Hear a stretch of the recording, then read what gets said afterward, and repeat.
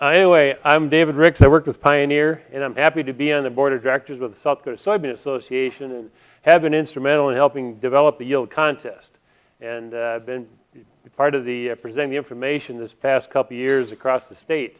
And we've had meetings from Aberdeen to Yankton and several towns in between. And being on a volunteer position here, I remind the Soybean Association you get what you pay for. So I'll keep that in mind as I present the information across the territory here. The goals of the contest remain the same as last year. We want to recognize the top soybean farmers across South Dakota and provide agronomic information.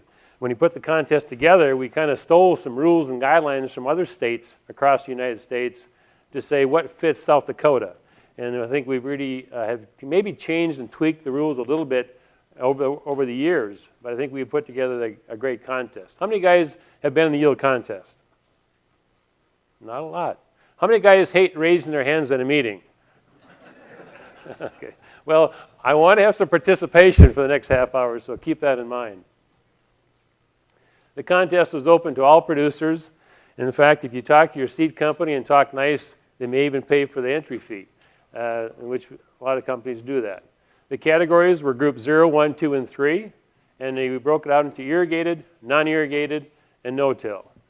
This year, for the first time, we combined the irrigated classes from 0 and 1 together and group 2 and 3 together for just the irrigated because we had so few irrigated entries. We'll talk about that as we go through the results here. And we had a recognition banquet back in December. What we have here is a map by year to show where the winners were located. So back in 2010, you can see the yellow dot up there. That was a group 0. We had one person that completed the contest up there in Dade County. But you look back, group 1 was the blue dots. And look at how far south we had group 1 soybeans. Way down there in Turner and Douglas County. Group 2s were scattered throughout the territory. Not a lot of dots, not a lot of participation. Here's in 2011. Several more group 0s. The group 0s tended to be more in the north, although we had one way down south. More group 1s way up north. And again, group 3, the red dots were all down south. So here's the 2012, kind of where the winners were situated. And it's really kind of appropriate to see the group 0 and group 1 winners from like Highway 212 north. They're really concentrated up there. Group 2s are really kind of I-90 to Highway 212, and then the group 3s were down south. So better participation, and as you go through the results here, you'll find that you can see the differences from north to south on the growing conditions this year. Again, the information was presented and captured in the planting, in-season, harvest data, and we've compiled it in the top 10 entries, the top 20 entries, then all the entries combined. And again, this will be self-explanatory as we go through the information. We do not talk about things that like drainage and precipitation. We didn't keep track of rainfall in these people that complete the contest, nor soil types. Tillage practices are, again, a no-till or conventional tillage. And when we started the contest, we started trying to get what type of fertilizers you applied to your fields and what was in, if you did soil tests or not. But it's like a partial score. What do you do with a partial score? It means nothing because we had some guys supplied information. We don't know what the soils had in the soil, what carryover. And so we just quit trying to gather that fertilization information. And these are some slides. Again, you think about, we put these meetings on from Aberdeen, Watertown, Sioux Falls, Mitchell, and Yankton. Well, if you lived down in Yankton last year and never got to northern South Dakota, it's worlds apart this year. And this is the drought monitor index. In fact, we'll probably have some speakers here later today or this morning to talk about drought. But down south, how dry was it? How many guys are from down south of I-90? Well, you guys, you know how dry it is.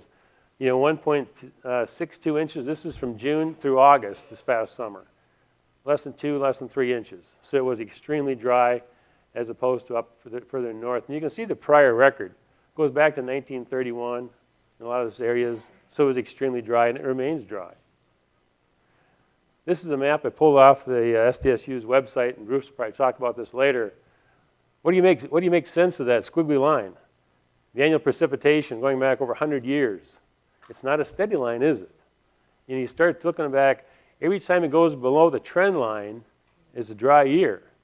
And what happens after a dry year? Well, sometimes they go up. But sometimes after dry year, it gets drier. And actually, I did spend some time, my wife calls me an amateur meteorologist because I like to watch the weather and listen to the weather reports. But to me, I'd say there's a greater chance we're going to have more rain next year than we had this year. Let's just hope it doesn't come in April and May. Let's hope we get some rains in July and August when we really need it. And this talks about, or shows the temperature differences from north to south, both in July and August. As you can see, the southern part of South Dakota for both those months was a lot warmer than northern South Dakota. And that's where some of the yield differences came in about as well. These are some temperatures from our Pioneer impact plots. This is from southeast South Dakota. And those red bars, that's our days that were 90 or warmer. Well, it's close to 50 days in southern South Dakota that was above 90. And you look at when it came, is during the really key, crucial time in July and August. It really just clobbered us. Compare that temperature map to northern South Dakota. And they had about less than 15 days above 90. And look at when their warm days came, back in June and July. So as their crops were flowering and setting ears on the corn plant and filling those pods, they had some more mild temperatures. So it really made a difference. So we just want to point that out again. If you lived up north, you need to know what goes on down south, and it was big differences. So what did we evaluate in the information from all the yield entries, planting date, populations, row width, all inputs of seed inoculant, fungicide, and we'll go through these one at a time and see where we came out with this year versus other years. I will also share some information with you on behalf of the United Soybean Board. As Jeremy mentioned earlier, half of your checkoff funds goes to USB. One of the things they've done is to help fund a project the past 3 years, and they've called it the Extreme Beans, or the kitchen sink, where they put all the inputs into raising a soybean crop, from pre-plant to foliar type products. And it's a 3-year project. It went on through 2009 through 2011, 6 states. And how many of you guys have smartphones here? There's an app you can download. You go to your search and type in Extreme Beans. And you can pull up this information. This is what it'll look like on your app. It's a picture of the University of Minnesota there.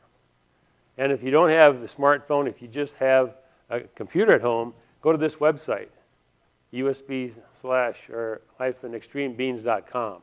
In fact, it's a little bit easier to read on your computer than on your smartphone, but it's possible. Okay?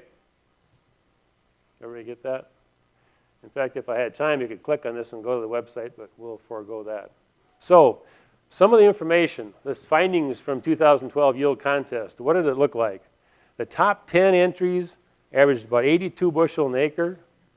The top 20 averaged about almost 79 bushel an acre. And all entries together were about 60 bushel an acre. Well, I've got that red arrow there to show that when you can increase your yield about 30%, the top 10 and top 20 are doing something different. It gives you some validity to saying we need to take a look at what those top guys are doing differently than all people together. So it's kind of interesting. What we put together here is really the average yields by maturity. We thought this might be interesting for you. So for group 0, both no-till and non-irrigated, again, remember that map? They're all coming up north. 69 bushel of average for the top 3 yields. No-till and non-irrigated group 1, again, they were coming up north, average over 78 bushel beans.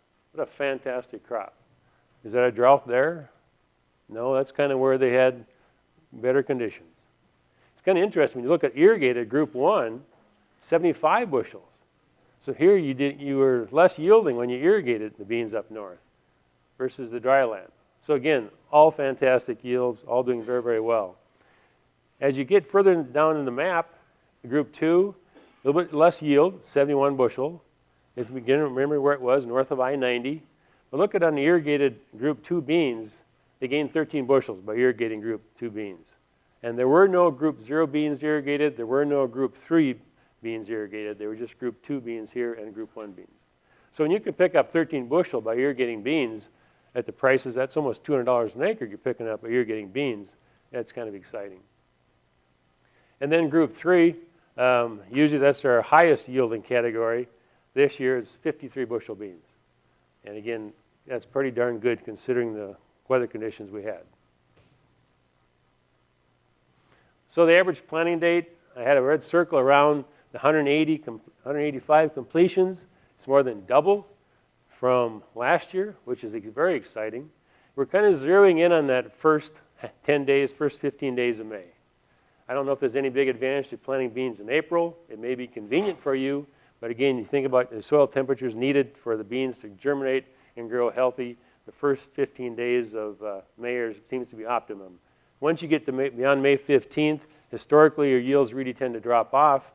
Although you look back in 2011, what happened there? We had some wet conditions for planting beans, and we planted them a little bit later. So that's the trend on planting date. If there's any questions here, as you go through it, feel free to raise your hand, and let's talk about it. This is one of the most exciting things that we were seeing, and I've got some information from the USB project, is on row width. The top 10 entries, both this year and last year, 30% of them were in 15 to 22 inch rows, while 70% were in 30 inch rows. And you look over the past few years, it's of all entries, about a third in narrow rows and 2/3 in 30 inch rows. How many guys are planting all our beans in 30 inch rows? Wow, quite a few. How many guys are in something less than 30 inch rows? So, and when you're less than 30 inch, are you 15s or 20s? 10? 15s? You know, the trend in not just South Dakota, but kind of in the Midwest has been to go away from narrow row beans to 30 inch row beans. We've got beautiful 24 row planters. They plant very, very accurate. We have auto steer. It's just a wonderful program. And when you think about the seed cost, people can maybe plant a little bit thinner in 30 inch rows, and they're thinking it works. Prior to this year, we've been getting some very good bean yields planting beans in 30 inch rows. Well, it's kind of interesting to take a look at what this USB project has said. Again, think this has been a 3-year project over 6 states, 3 locations per state. It's no seed company's information. This is stuff that you guys have helped fund. What we have here on the very far left, Control W, that's 30 inch row beans with nothing done to it. Your control beans, what kind of yield you get by putting nothing special to your beans, almost 54 bushel beans. High W is high input on 30 inch row beans. You're adding everything but the kitchen sink to 30 inch row beans, and they picked up 2.3 bushels. So if you're out there planting 30 inch row beans and you're thinking I'm going to try something new, you can try a lot of things, and the study shows here 2.3 bushels. Now the big aha here is Control N. Control N can be compared to Control W, except N is narrow. It's 15 inch row beans. So forget all the inputs on wide rows. Just going from wide rows to narrow rows, you gain up almost 3 bushels an acre. And when you have the far right is high N, that's high input on 15 inch rows, they pick up almost 7 bushels. Sometimes 7 bushels doesn't pay for all the high inputs, but it's one thing that we can try. And why is that?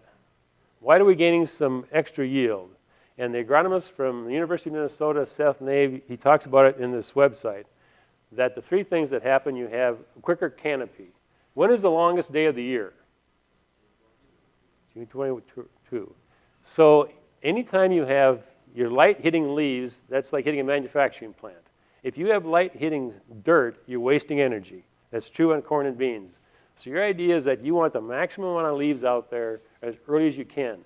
So by planting thicker rows or narrow rows, you're going to have more leaves out there. And if you start thinking about planting a thinner population, guess what? You also have fewer leaves out there.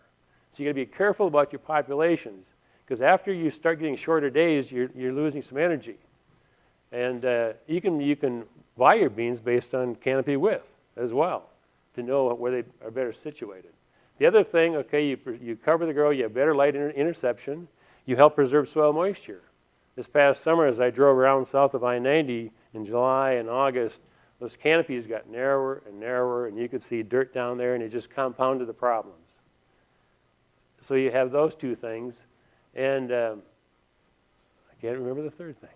But anyway, those are very important items to to remember as we try row spacing. So is it possible in your 24-inch planter, if you're planting it like say a quarter section, so when you turn around, can you reduce your population because you're going to be moving over 15 inches instead of 30 inches to try a round or two at 15-inch versus 30-inch, and then go back to 30-inch. You got to try things. Don't switch a whole field to 15-inch. You have no comparison. But rather you try some strips in a field with 15-inch row spacing.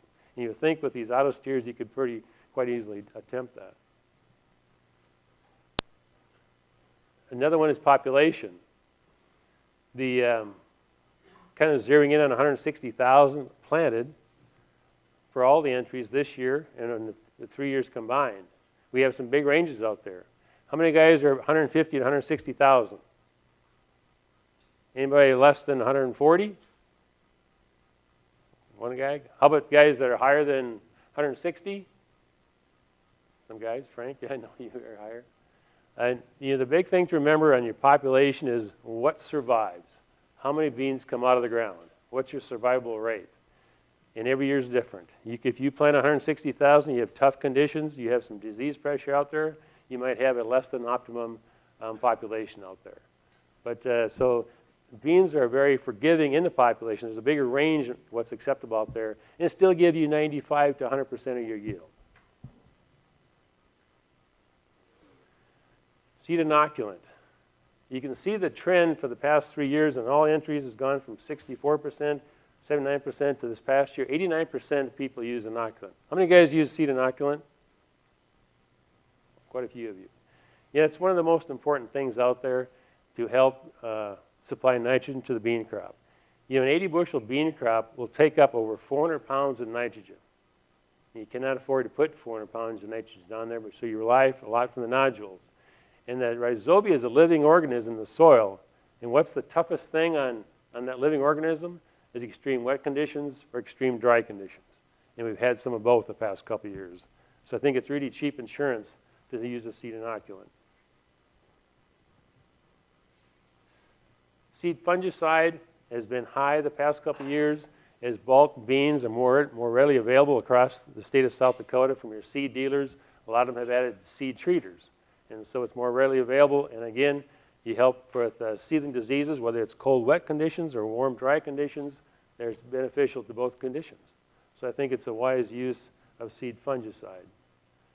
Seed insecticide, a lot of this is mixed together with the fungicide, so we're seeing about the same usage with the seed insecticide as well. And there's some parts of South Dakota that historically have had some like early flush of bean leaf beetles, especially like Brown County, Spring County, and it's really beneficial to have a seed insecticide on there for that. How many guys use a pre-emerge herbicide? Are you sick of raising your hand, or you're going along? Again, that's a good trend. We're seeing more people use this in the contest. I think when you start having tougher to control weeds across the state, it's a good application to do. Here, there's about 50% of all entries are using a pre-emerge herbicides. In the report, there's several favorites there. Valor and Authority are a couple of ones listed most often, but there's several on the market. And again, it's based on your local chemical retailer and what he's promoting and supports. Foliar insecticide. We gave this meeting a year ago, and we're coming off saying that 2011 was the year of the bugs. There was bugs everywhere, aphids, bean leaf beetles, and everyone was almost spraying. What happened in 2012? There's no bugs. I didn't see anything bad enough to spray on bean leaf beetles or aphids. There was some spider mites out there later in the summer, but at that point, some places said it was too dry, forget it. Let them have the beans.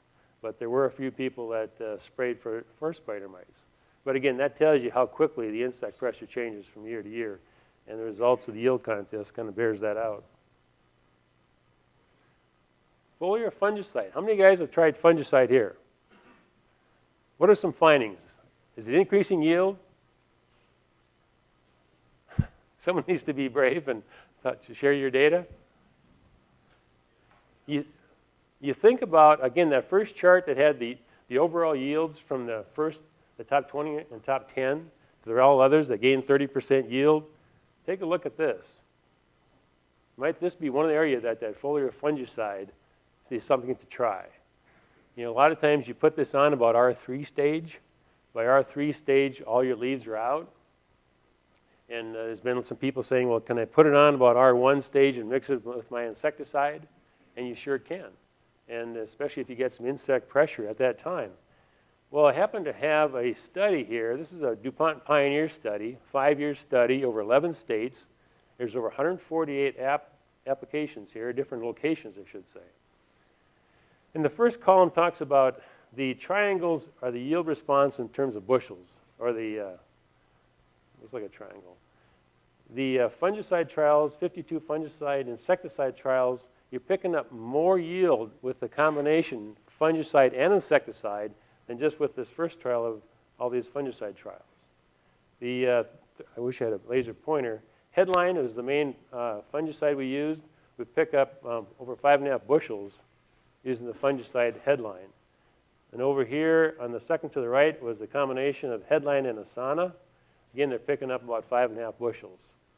And the range, again, is about like R1, R2. You can put that on there. Sometimes when you spray that fungicide out there, it can have allow your insects to blow up quicker. So there might be some benefit there to try the combination of a fungicide and insecticide. You know what R1 is? Any place that says a blossom, any place on the plant is R1. So it gives you some idea. Again, try some strips in the field. Oh, okay. Thank you very much. You want this back? Sure. So here's your headline and Asana up here. This is the combination of just the fungicide trials here. So you're seeing some benefit of trying the combination together. How many guys have tried them together? Fungicide and insecticide. Frank? If it rains down there, it works, right? A lot of these things, people say, well, I used fungicide this past year, saw no results. And again, if moisture is your limiting factor on yield, you're not going to see the response to foliar fertilization, foliar fungicide. You need to start having yields up there in that 45, 55 bushel range or higher to start seeing some benefit. Because otherwise, again, things are going to dry up and you'll think, that didn't work, I'm not going to try it again. So that's a lot of the agronomic information we gathered. We also have a separate contest. Once you're in the yield contest, if you wish, you can send in a sample to the soy processors in Volga. And they analyze it based on protein and oil. They kind of combine these together on a factor, a number. It's called the EPV, estimated process value. And we've awarded prizes on that EPV value. I want to thank Volga for running those tests free of charge to all of us. So these results in 2010, the top 10 is 36% protein, 19% oil. As you can see, compared to last year, in 2011, I should say, we have better protein and better oil. So we have a varied crop from north to south. The thing that's deceiving here, I circle this, the average yield went 48 compared to 58. And what I want to point out is that you think by looking at that you have to give up bushels to get better quality. And I'm saying that's not true. What happened here is it distorted this average yield is some of the group 1 winners from up in the northern part of the state, it's the first year they're in the contest, did not send in a sample for quality. And I think it kind of distorted the picture here on your yield, combination yield, protein and oil. And so, but again, we've had some fantastic quality. And I want to thank Carrie Vanderwall, who's from the soy processors, who's been instrumental in running these samples. So, in kind of wrapping up here, what's the recipe for high-yielding soybeans? You carefully select your pioneer soybean varieties. That's the number one thing you got to do. It's not funny. You need to think about that, especially this year with germinations. But you know, it's kind of funny because all the things we're talking about doing here, gain a bushel, gain 2 bushels, gain 3 bushels, selecting soybean varieties is important. In some of the data I was reviewing through, you can have plus or minus 12 bushels by picking the wrong variety. And so if you pick the wrong variety and you start adding all this stuff to it, you think, well, I'm still not winning the yield contest. So you got to select the right soybean variety. And manage soil moisture and fertility. I think it's very important. You start looking again, 80 bushel beans takes up over 400 pounds of N. For P, it's about 75 pounds. For potassium, over about 250 pounds. So you need to know what's in your soil. What carryover do you have in your soil right now, and what kind of fertility you're going to put during the growing season. Plant prior to May 15th. Try some narrow rows. I know you'll still plant some in 30-inch rows, but if you do, make sure you're buying a variety that has a bigger canopy width to, again, maximize that light interception. It's true for both corn and beans. Plant populations, you can plant at 140,000, but if you have tough conditions, you might end up with something at 120,000. And so you got to know what kind of conditions you're planting into. This year, you'll probably be planting some beans that will be tagged at 80% germination. They were harvested very dry this past year, and you need to keep that in mind. So if you want a final stand of 130, 140,000, you might be needing to plant, at 170, 180,000. So keep that in mind as you go through the year. Utilize seed inoculant, fungicide, and insecticide. I think it's very good insurance. There's things out there, by the time you don't use it, you're going to be sorry you did. And try foliar fungicide and insecticide. If you've never tried it, I'd encourage you to try something. And don't do it to a whole field. Try some strips out there so you can tell the difference.